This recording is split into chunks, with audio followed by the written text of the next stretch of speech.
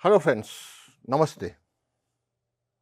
So now we come to community participations, basically community-based palliative care. This is the only stream of medicine, that's a palliative medicine, palliative care, where without the support of community, we cannot have good results. This is the only stream of medicine where we do require lots of community support. Let me tell you firstly, of course, certain things have been already told to you by Dr. Geeta Joshi in our first lecture, what is palliative care. But again, just to remind you, what is the continuum of care? Initially, this is the diagnosis. Before that, you are in a healthy state. You don't have to go to any doctor at all. You are fine, perfectly okay. But what is required in this healthy state is preventive actions. You have to keep taking preventive actions so that you don't fall sick. Most of us have already seen what happened during COVID time in 2019, how many precautions we had taken. So, but lots of people lost their lives, Prevention is better than cure. Then if something happens and you fall sick, some diagnosis is there, you have fallen sick. Then illness starts, sickness starts. Now, when you are sick, what is your most important purpose is to take curative actions. Doctor will try his level best to cure you. He will give you lots of medicine, that, lots of advice. And if it happens, you get cured, you again go back to the healthy state. If it doesn't, if your sickness doesn't go away, then there is a prolonged sickness and you require a prolonged care for years together, and that is where symptom management will start. You will keep on taking medicines. If that sickness is not curable, then the palliative care will start. Life is about to get close, end of life treatments, you are about to die. So, this is how from curative you go to end of life treatment. Then of course one dies, one has to die, and the bereavement and other things. Before death you might go to hospice also. So, this is all about palliative care. Palliative care comes into effect the moment diagnosis has taken place.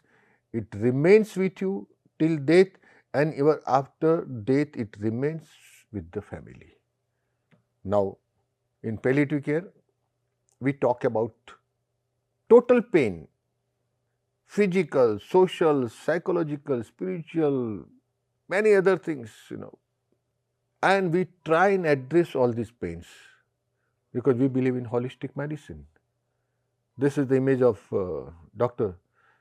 Cecily Saunders. She was the founder, exactly not founder, but she is the one who started this movement of palliative care. And that is how after 1 or century it became one of the important medical streams. There are lots of definition of palliative care, but to me, what is palliative care in simple term? Low tech but high touch. We do not make use of important gadgets, but we look after the person, look after the patient, high touch. Our aim is we don't want to extend days into life, but we want to increase life into the days. Whatever days a patient is going to live, we want to make that time memorable for him, that quality of life, We always tell the patient, you may not be cured, but you will die healed. Your psychological tension, worries, will try and address them. You will die a happy man. In fact, that should be the intention of everyone. One must die happily. And you will die with dignity. So this is all what we want in palliative care. Palliative care, when it starts, this is the first, it can be hospital-based, inpatient or outpatient. It can be home-based, and that is where the community participation comes into effect, and then it can be in the hospice also. 5 parts we'll take. Firstly, we'll take about community-based palliative cares. In part 2, role of volunteers, home care, caregivers, and finally the neighborhood network, which is generally operational in Kerala. In almost all the districts, the community, they take charge of the palliative care patients. What is community-based palliative care? Here, the volunteer collects money, 1 rupee donation. That is how the donation comes in from the community for the palliative care activities. What is community-based palliative care? Palliative care services which are run with community participation, that is called community-based palliative care. Of course, doctors and paramilitary staff and all, everybody is there, but community participation is there.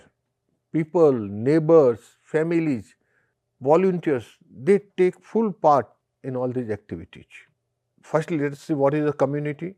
A group of interacting organisms sharing an environment and common characteristics, that is called community. They have got common characteristics. They have got common intent, belief, resources, preferences, need, risk, etc. because they are staying generally in the same location. So their habits, their behavior, that is all known to everybody. They have got common identity, and therefore the community people, it's a cohesive group. It acts together. The involvement of people to solve their own problems, very broad concept, simple feedback, need assessment, planning, implementation. Every member of community cannot contribute equally. So these are some of the points you have to look into when you think about community participation. Every member may not contribute, you have to just see. Depends what sort of contribution can come, and you have to accept it gladly. People who can spare at least 2 hours per week to care for the sick in their locality are enrolled to undergo volunteers training program. You have to spare some time, you have to devote some time, minimum 2 hours per week. So in those 2 hours, you go to a particular patient and look after the patient the way it is to be looked after. You may need some volunteers training program where you will be taught something about palliative care. Then thereafter, these volunteers, they are encouraged to make a group of volunteers, 10-15 people together. And then thereafter, they are being given a responsibility of a particular area. Let's say in India, we have got group of villages, then a tehsil, then a district. So all these groups are being given some geographical locations. This is what you have to look after. Once this is done, after proper training and properly organizing group work, they start making regular home visits. Why do we need community approach? Why? Why are we going to community? I mean, say, why can't you depend upon normal government hospitals and private hospitals? Because certain time a patient requires continuous care, particularly end of life care. You can't put the patient in a hospital also, maybe because of economical reasons, or maybe the hospital is not nearby. Maybe the patient doesn't want to get admitted in the hospital. There can be many reasons. But it is certain that during end of life, a patient requires a continuous care, and 24/7 attention is required.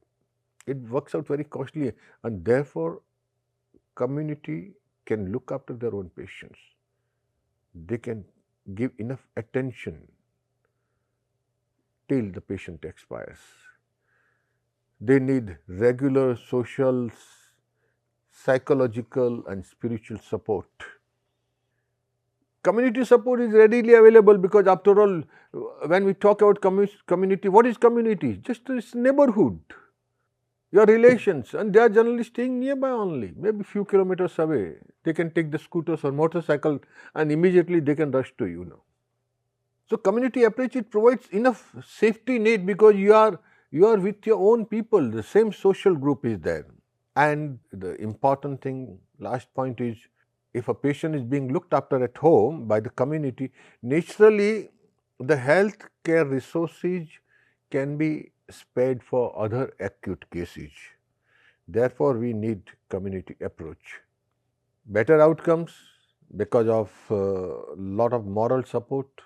At least to me, if somebody asks if you fall sick, I don't want to fall sick, but at all if I fall sick, where will I like to stay? Then I'll say I like to stay with my community. I like to stay at home, not in the hospital. I'll not like to die in the hospital. I like to die at my home. That is a situation. What is community-based palliative care? What are the components? We have got medical component, most important. We have got a nursing component. We require nurses, trained nurses. We require trained community volunteer. They have been trained up to a certain extent. Some sort of nursing role, some sort of psychological support role. Certain things have been taught to them, trained. And certain community volunteers, they have not been trained. They participate. They have been sensitized. Yes, this is how it is to be given. So all these components, when come together, it becomes community-based palliative care. Benefits to the patient: total care, affordable care, easy accessibility. Affordable means not much of expenditure either. Total care, it involves total care. We spoke about total pain. Here it's a total care. Each issue of pain has been addressed to. Benefits to the patient as well as family, to the community also: social capital, improving skills, process of empowerment, and community becomes more confident. When you look after your own patients, you become more confident. Where do you get expenses from? So basically it is the donation coming from the people. You have to make certain efforts. Like 1 rupee per day, this was started in Nilambur, one of the city in Kerala, and it was a great success. So small scale donations, various volunteers will go, people will donate, and that is how the expenses are being met. Role of volunteers: without volunteers we cannot become successful in community-based palliative care. What is the role of volunteer? It provides an opportunity to the patient and the family to talk over issues that may be troubling them. Volunteer is generally coming from where? From the same location. They speak the same language. They are on the same wavelength, same frequency. So the patient and the family can speak to them very freely. What is troubling them? Volunteer can offer practical advice, support, can get medical equipment, mobilize the local community. If some additional requirements are there, then they can go to other leaders of the community, can fetch those equipments, other things. And if the patient dies, then offers bereavement counseling to the leftover people, members of the family. So these are basically the role of volunteers. Though volunteers, they are not counselors, but certain duties they have to be trained in. Like they should listen compassionately. Compassion, sympathy, empathy. They must have that sense or purpose of empathy, active listening. Once you listen to the patient or the members of the family, whatever they want to share, half of the trouble will be over. Half of the trouble. Because they want to talk it out psychologically. This is my problem, it's troubling me. It's our normal experience also that whenever something happens and when we talk it out, we feel relieved. The tension is gone, So active listening by volunteers, it does help a lot to the patient as well as family members. They can perform practical tasks for the patient. A patient is maybe bedridden, at least volunteer can go here or there, run around, do the things for the patient. They can provide emotional support, basic nursing training. If the volunteer has taken proper basic nursing training, that some of the things what a nurse can do can be done by the volunteer also. follow-up of professional home care, linking up with the professional team. When it is required, they can just call a doctor who is responsible for that particular place. Because this is happening, the situation is worsening, and then doctor will come and they can provide spiritual support. Organizational and administrative services, they can do regular awareness program, training the family members to look after the patient. This is very important. A volunteer, if trained properly, can train the family members also that how to train their sick member, So, because volunteer may not be able to stay 24/7. So, some of the family member can take over the responsibility. He can train volunteers in the community, administrative management and fundraising. He can go around the society, can collect small donations from the people. Third part, home care. What is home care? That is, when a patient is there in hospital, it is called hospital care. When treatment is being done at home, the family is looking after, so that whole thing is called home care. It's an option. Home care is an option allowing older adults the choice to age at home. They don't want to go to the hospital. They say, okay, fine, I'll remain at the home only, do my medication here, call the doctor here in the home, let him check, let him prescribe medicines, and then you look after. It has got three most important, home care has got three most important benefits. Safety is there. Why safety? Because he is with the family only. Earlier I said 10 minutes back that I like to die at my home. I don't want to die in a hospital because I feel very safe, secured in my home with my children, with my family members. Comfort, the comfort what you can get in your home you cannot get anywhere. Nobody wants to live in a hotel or a palace forever. You may enjoy for a couple of days, few days, but then again, finally after a week or 2 weeks, you come back to your own home. It may be a jhopadi also, maybe a hut, but you come back to your home. You may go to a foreign country. Lots of people go to a foreign country just for visiting, for touring and other things. How many days? 1 week, 2 weeks, even a month, but then finally you come back to home. That is where you get comfort. That additional feeling that yes, this is my home. And thirdly, independence, because human beings, they want to remain independent. They don't like dependence on anybody else. You can do anything in your home, but outside you can't do it, So these three factors make home care very attractive for people like me, for the sick people, for the old people. Safety, comfort and independence. At home you get meaningful companionship. Home care is the oldest form of health care. This you must understand. In India, basically we are looking after our own parents. We call them grandfather, grandmother, dada, dadi. We don't push them away, go out. No, that is not our teaching, that's not our tradition. Whatever it is, how much sick they may be, but we like to put them in our home. Our grandparents and any other sick person, we put them at home and look them after.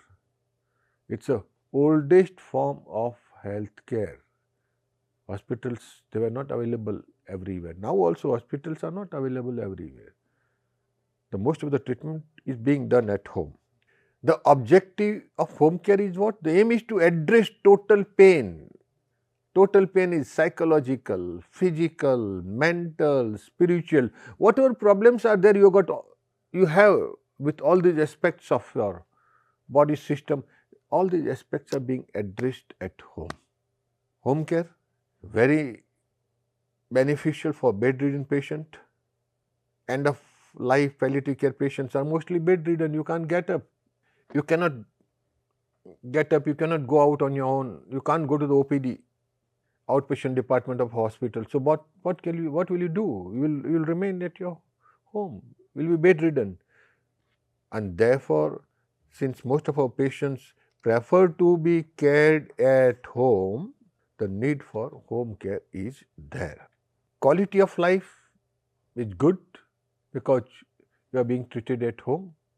Professional support services, yes, you can get professional support services also. In home care services, you can help someone who is aging and need assistance to live independently, managing chronic health issues. We have got professional caregivers, nurses, such as nurses, aides and therapists. They can come to your home and can look after the ailing patients. So, professional support is also available in the home care, in addition to what caregivers have been providing. How is care provided? You will wonder, how can a person be given proper health care? Listen now, in home care, what you get is the personal care and what you get is the companionship.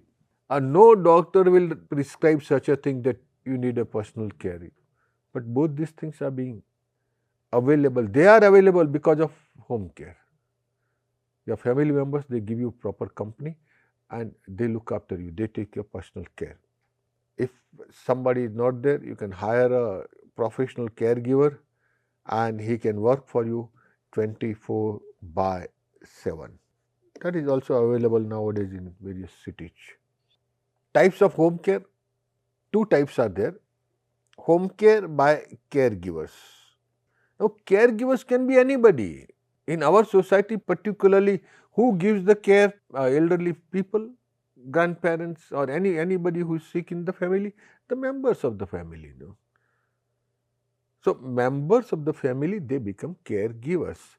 If somebody members are not available because of various reasons, then we can hire a caregiver. Now, caregivers training, there are some people who have already taken caregivers training and they are available. They are available 24/7. So, home care by caregivers and home care by medical services. Nowadays also that has been tied up by lots of hospitals, that doctors, nurses, they come to you and they see the people who are staying at home. Home care services, the hospice, there are so many hospice. Dr. Geetaben's lecture you must have seen, she is running a hospice in Ahmedabad. They have got home care service. So, whenever a patient requires a professional visit, she sends the vehicle with a doctor or a nurse or anything as per the requirement. Home care by medical services. Now, we come to an important issue called caregivers. Who is a caregiver? This I want you to understand. My dear friends, I want you to understand the whole course as such, and particularly the first week. Where do you stand in palliative care? You don't have to be a doctor, you don't have to be a nurse at all. But still, if you understand what we are going to discuss in the first week, you will see that at least you can become a caregiver. And lots of things can happen then at your place. If somebody falls sick, you become a caregiver. It's not a label that if you know how to look after, how to treat a family member when someone falls sick, that is called caregiver. So, understand this part. Part 4 is very, very important for everyone who is attending this certificate course. How the caregiving starts? It starts from our childhood. From childhood itself, our mothers, our fathers and so many relatives, brothers, sisters, they have been taking our care. We know that we have been brought up by these people only, and whenever we are sick, they have been taking our care. So, we know giving care is very, very important in a family. When you become young, grown up, and when your parents, they start aging, you know that they are aged, they have gone old, and you are supposed to take their care. And slowly when you start taking the care of your ailing parents or ailing members of the family, it just becomes your routine. Because caregiving is a matter of routine. It is not that you want to care today, you want to give food today, you want to give medication today, and tomorrow will not give. No, it is a regular process. And then slowly and slowly, when you start looking after your elders, whenever they fall sick for a length of time, then you become a really caregiver. Firstly, in your heart, you just say, okay, it is my duty to look after them. It is your duty to look after your ailing parents, your brother or sister, whoever is there. And then you become a caregiver. If you are interested, then you can learn something about caregiver. You can do a caregiver's course also. You can learn. There is no course or training is required. There is no formal training is required. To become a good caregiver, something should be there in your heart that I want to look after the ailing people, and particularly my own family members. That's the most important thing. And then find out some time to do it. How it starts? Firstly, you don't have time. But when, like this particular girl, she used to say, I don't have time, this or that. But then when she started looking after her grandfather, she adjusted the whole timing, and it became no. Till the time you are alive, I'll just look after you. It starts and it just goes forever. Who is caregiver? I told you already, everybody is a caregiver. A caregiver, carer or support worker, paid, unpaid member of a person's social network who helps them with activities of daily life. If you have hired somebody, you are paying to him. But if you are giving services to your own family members, you are not being paid. No, nothing is required. We are called informal caregivers. Why caregiver needed? Loss of health, loss of memory. You can't remember, so naturally somebody will be there. You don't know which room is there. Where is your T-shirt? Where is your pant? I mean, so many things you don't understand, don't remember. So if caregiver is there, he or she can assist you. She can assist during the time of anxiety, depression, grief. So this is where she becomes a support 24/7. What are the important principles, basic principles? Caregiver should be a good communicator so that can speak, interact with the patients properly. Respect for the dignity of the elders or of the patient. At the same time, the caregiver has to remain in contact with the primary health care provider, the doctor also, because the caregiver can't look after medically. Normal duties a caregiver can perform, but something real serious has happened, then she or he has to perform. He has to inform the health care provider. She can organize a person's agenda, everything. When you are working as a caregiver, paid or unpaid, you have to organize everything for the patient. Qualities of a caregiver: empathy. Without empathy, you cannot become a caregiver. Communication, positive outlook. You have to always think that yes, this patient who is in my charge will survive, will not die. I'll do everything possible to help him come out of this sickness. Flexible, have a lot of patience, they're resourceful. Caregivers are strong also, because if you are weak, then you can't look after a patient. And compassionate. Given this, wherever I go, I always say, who is the best caregiver in the world? The mother. The way mother brings up her children from 0 age to 10, 11 years of age, nobody else can do this task in the world. Last part, neighborhood network. Neighborhood, the word itself tells you the neighbors, they get together, they create a network and look after their own patients in the area. It's an attempt to develop sustainable, community-led, community looking after, offering comprehensive long-term care and palliative care to the needy in developing world. Palliative care mostly it's a long term care, because sometimes certain diseases like cancer is there or other things are there. A patient is going to survive for 3 years, 4 years, 5 years, long term care. So that is where, if the care is being assisted by neighborhood network, the people coming together, then it becomes an affordable service program. NNPC, that is Neighborhood Network Palliative Care, aims at empowering local communities to look after chronically ill and dying patients. The patient who will be requiring long-term care, chronically ill, and the patients who are about to die, end of life care. So these people can be looked after by the communities. Communities, they provide total care. Issues associated with chronic incurable diseases, illnesses are basically social problems with a medical component. So neighborhood network provides social component, and medical people, they provide medical component. This can be handled by society. Kerala, that is where the experiment started. It became successful, and almost in every district of the Kerala there are so many neighborhood network palliative care centers have come up. I have visited many of them in the district of Thrissur. They are working successfully. This particular project was initiated in 2001.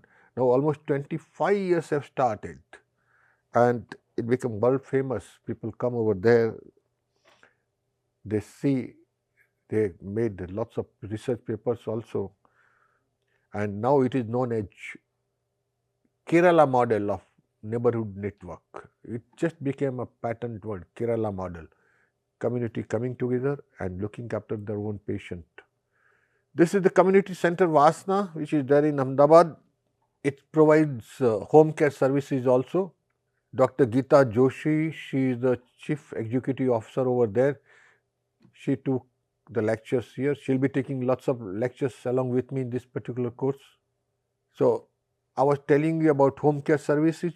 The doctor, the nurses, whenever required, they visit the home of patients there in the city of Vadodara, and they provide proper palliative care services. Thank you. Once again, I am telling you, you must continue with this program and learn something more about it. You be a good caregiver. If you become a caregiver, you are looking after others. And if you learn all sort of complementary therapies, then you can look after yourself also. Thank you. Thanks.